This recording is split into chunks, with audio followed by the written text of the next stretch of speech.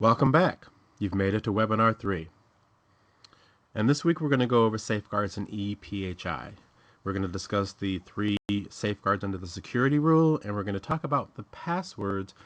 We're going to do a password exercise, and we're going to work on the password policies and worksheet. Now, we find it amazing that the class is closer in progress than any of you can imagine. You always think it's just you.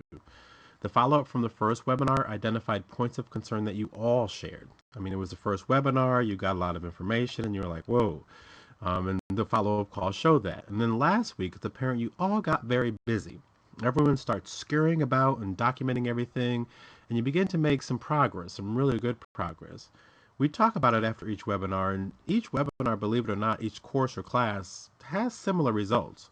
And we discuss how much progress you tend to be making in the first couple of weeks or the first couple of sessions. So you should give yourself a round of applause. And I know that some of you are working together in a conference room. You're sitting together in a conference room. So pat each other on the back. You're making great progress and you're making HIPAA and compliance a habit. However, we also discovered that you're starting to feel, well, overwhelmed may be a bit strong, but you're starting to feel the crunch.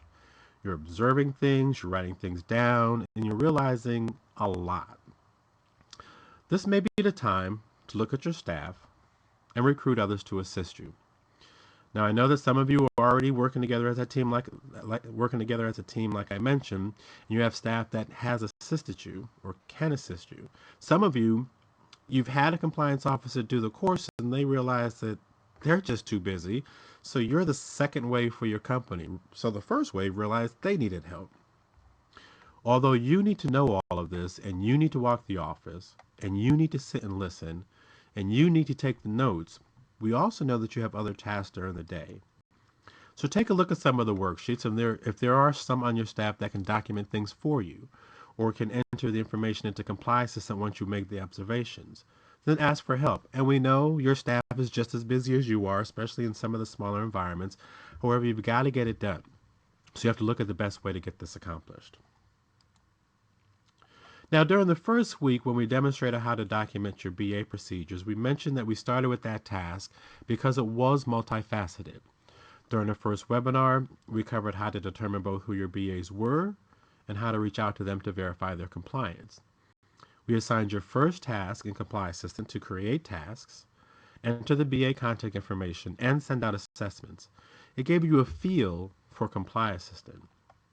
Now, during our last webinar, we covered PHI. We went over the PHI tracking, the provider PHI survey, and the site visit worksheets. Now, the site visit worksheet, they're going to help you identify your physical safeguards. The PHI worksheets, they're going to help you address administrative safeguards and touch on a little bit of the technical. All these worksheets covered multiple tasks that will help you identify the flow of PHI in your office, and they briefly touched on the safeguards under the security rule. Today, ePHI and safeguards will cover multiple topics.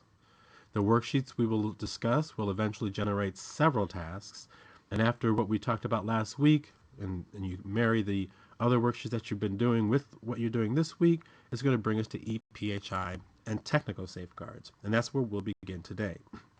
And this is where the fun begins. Now, the next worksheet on the Card and Tech portal is going to deal with everyday procedures and passwords. Now, with all the observations we talked about last week, you can have all the contingency planning in place for every possibility. Sometimes, however, it may not be a cyber criminal that gets into your system. What about a nosy patient? Or a visitor that wants to know more about their dad or their spouse or a friend that they're with? Or what about a vendor stopping by to sell something and he wants to know what your practice has been in the past? What have you been buying? Where have you been buying it from? What about a maintenance person that just happens to hang around just a little bit too long, and he's not dating anybody, he's not waiting for the manager, he's just there? Things you need to be aware of. Now, before we go further and look at the worksheet, let's see where everyone stands right now. We're going to do a survey like we did in the last couple of weeks. And before we do the survey, I want you to do like we encouraged last week, is to think about the worst possible scenario. talk about, look at the different departments. Think about your central areas, your nursing stations and things like that. Now, remember, there's no wrong answer, but I don't want you to use the most lax answer either. I want you to look at the next steps and really consider what the worst possible scenario is before you go to the next one. So the survey. Just starting with passwords in your office, do all your workstations have a unique password? And of those, are there any situations that share usernames and passwords? Now, if you notice, the question says unique passwords, and we'll talk about that today. Now, number one, all of my workstations are password protected, and each user has their own unique password. Go ahead and raise your flags.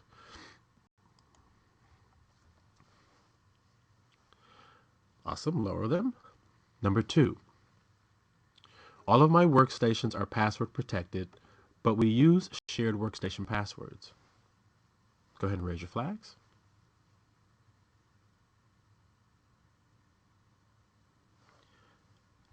Okay, and lower them. Number three, most of my workstations are password protected, especially in public areas. So you have some idea that you need to have some passwords, especially in general areas. Go ahead, raise your flags, number three.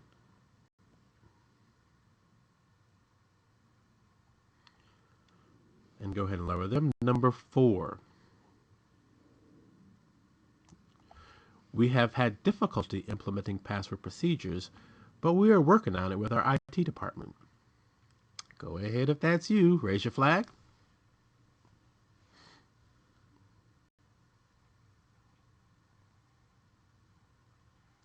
And lower them. The last one, number five, passwords. Well, what had happened was, hopefully we don't get any replies, but go ahead and raise your flag if you're there. Awesome. I don't see any. Good. Now, I will tell you, like I did before, most of your answers are actually between 2 and 4.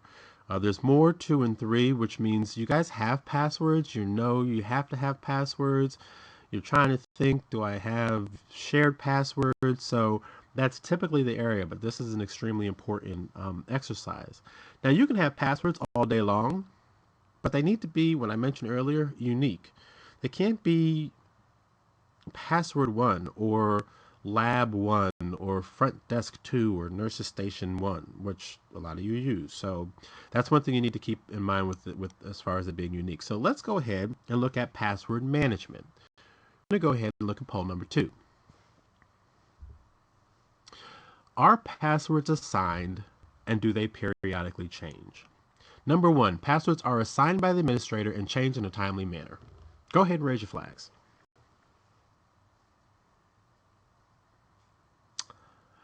That's what I thought. Number 2, passwords are assigned by the administrator, but there is no scheduled change. Go ahead and raise your flags.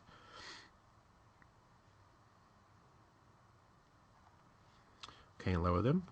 Number 3, passwords are created by each user, and we have a policy to change passwords regularly. Go ahead and raise your flags.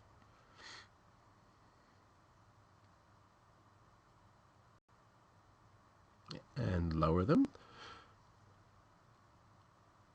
Good. Number 4, passwords are created by each user, and we trust the staff to change their passwords. Go ahead and raise your flags.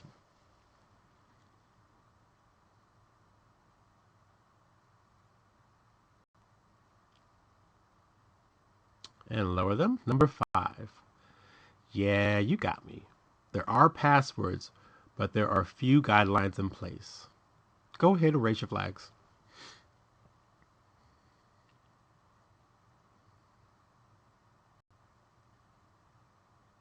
And lower them. Number 6, we started our password policy, but well, there are so many computers.